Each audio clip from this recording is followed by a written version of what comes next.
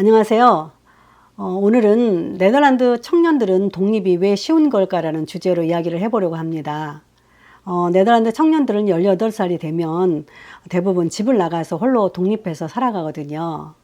그런데 우리는 청년 자녀들을 독립시키고 싶지만 집값이나 생활비 등 돈 들어갈 일이 너무 많아서 현실적으로 결코 쉽지 않잖아요.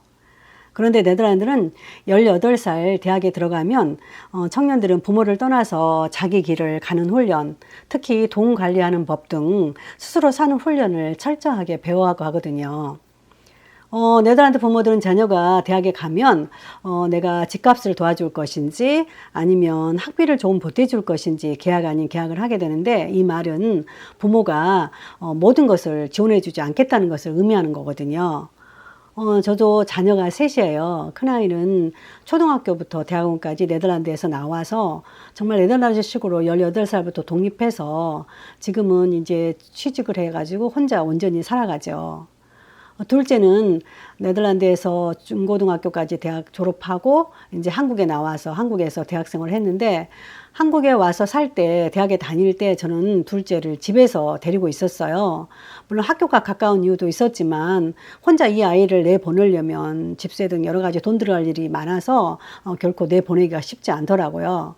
그런데 네덜란드에 살았던 큰아이가 방학 중에 이렇게 한국에 오면 동생이 집에 이렇게 엄마 옆에 사는 것을 보고 늘 그런 이야기를 했었거든요. 아니, 너는 나이가 몇인데 지금도 부모 옆에서 이렇게 붙어 사냐, 혼자 나가서 살아야지, 늘 이런 이야기를 했어요. 그리고 이제 그 당시 고등학교 다녔던 여동생에게도 너는 대학 가면 혼자 나가서 살아야 된다, 독립심을 길러야 된다, 늘 이렇게 이야기를 했거든요. 사실 큰아이가 한국의 사정을 아무래도 잘 모르니까 그렇게 이야기를 했다는 생각이 들어요. 그런데 네덜란드는 청년들이 18살 돼서 독립하기에 쉬울 만큼 나라에서 여러 가지 경제적인 지원을 해줘요. 일단은 독립해서 살려면 제일 먼저 걱정되는 게 뭐예요? 집 문제잖아요. 집세죠, 월세가.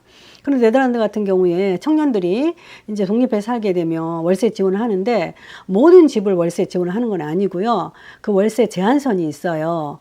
18살에서 23살 청년들의 경우에 네덜란드 국세청 자료에 따르면, 예를 들면 집값 한계선이 442.46 유로라고 나와 있어요. 이 말은 한국 돈으로 한 57만 원에서 60만 원 정도 이하의 주택에 한해서 월세를 지원해 준다는 거죠.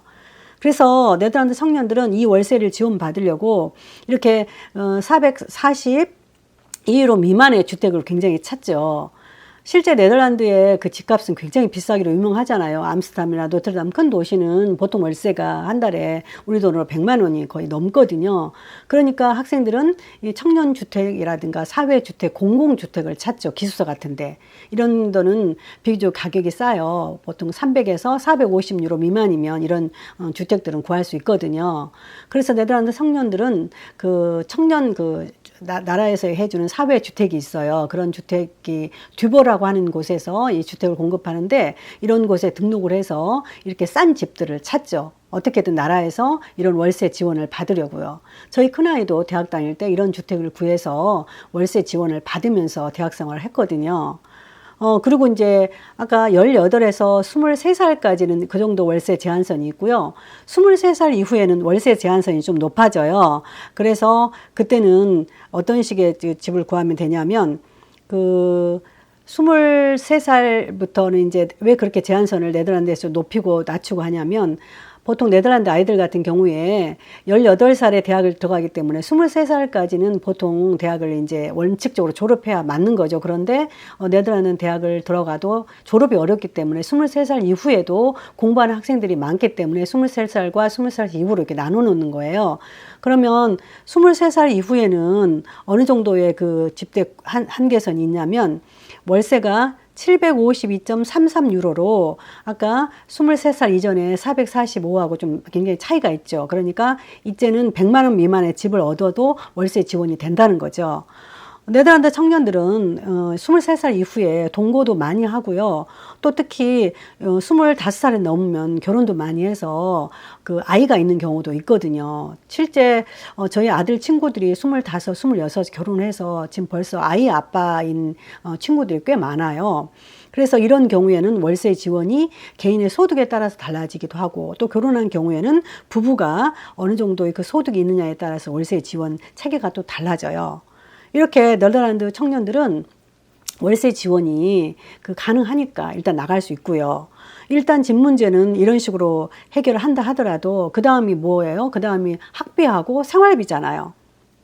그래서 네덜란드 경우는 이제 공부 지원금이라고 그래서 스투디 피낸시라고 그래서 굉장히 가정이 어려운 아이의 경우는, 학생의 경우는 20만 원에서 한 5, 60만 원까지 나라에서 지원을 해줘요. 그렇지만 그렇지 않은 학생들이 굉장히 많잖아요. 그런 아이들 같은 경우는 안필런드 뷰러스라고 해서 한국말로 보안, 채워지는 장학금이라는 목목으로 학생이 나라에서 공부하는 동안 매달 돈을 빌려 쓸 수 있어요. 이 돈은 컬리지 크레디트라고 해서 학비 지원 명목으로 쓸 수 있고요. 또한 생활비 등 일반 다른 명목으로도 학생이 지원을 받을 수 있는 거죠. 이 돈은 매달 최대한 1076.14유로까지 지원이 가능해서 우리나라 돈으로 한 130만 원까지 빌릴 수 있어요. 그래서 학생들은 100만 원부터 이렇게 1000유로까지 본인이 그 원하는 수준에 따라서 이 돈을 빌리는 거죠. 그러면 이 돈을 빌려서 언제 갚느냐?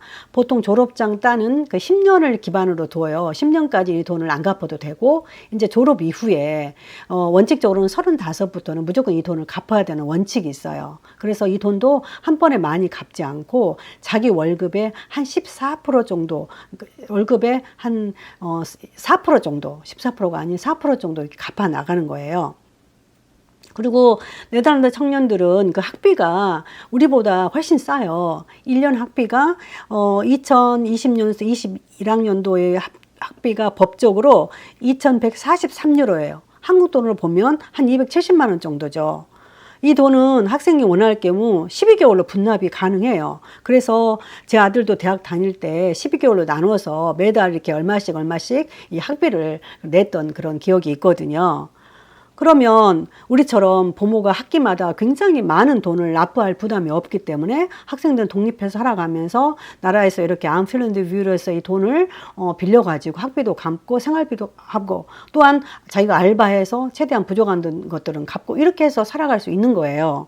그리고 네덜란드 청년들에게 또 나라에서 지원해 준 게 있는 게 바로 교통비예요. 오비 칩카드라고 하는 이 교통비는 학생들이면 누구나 지원을 받을 수 있어요. 이 교통비는 매달 98.72유로라고 하는데 한국 돈으로 13만 원 정도 지원이 가능하고요. 이 교통비는 10년 안에 졸업장을 따면 따로 갚지 않아도 되는, 어떻게 보면 선물인 거예요. 그러나 10년이 넘도록 대학을 졸업을 못하면 다시 나라에 갚아야 된다는 그런 조건이 있어요. 물론 교통비는 일주일 내내 다 지원해 주지는 않아요. 학생이 내가 주중에 교통비를 받을 것인지 주말에 쓸 것인지 그 선택해서 할 수 있는 거죠. 그래서 대부분의 학생들이 주로 주중에 학교를 다니니까 주중에 선택해서 이 교통비를 받아요. 또한 교통비 외에 네덜란드 정부에서 학생들에게 지원해 주는 게 뭐냐면 의료보험료예요. 이제 18살 독립해서 혼자 생활하게 되면 학생들 같은 경우에 제일 중요한 게 뭐예요? 의료보험을 들어야 돼요. 의료보험이 보통 100유로 안팎인데, 이 중에서 한 40%에서 50% 정도를 나라에서 의료보험비도 지원을 해줍니다. 이처럼 네덜란드 청년들은, 나라에서 집세, 그 다음에 또 뭐예요? 학비, 교통비, 또한, 의료보험료까지 크게 4가지를 이렇게 지원을 해주잖아요.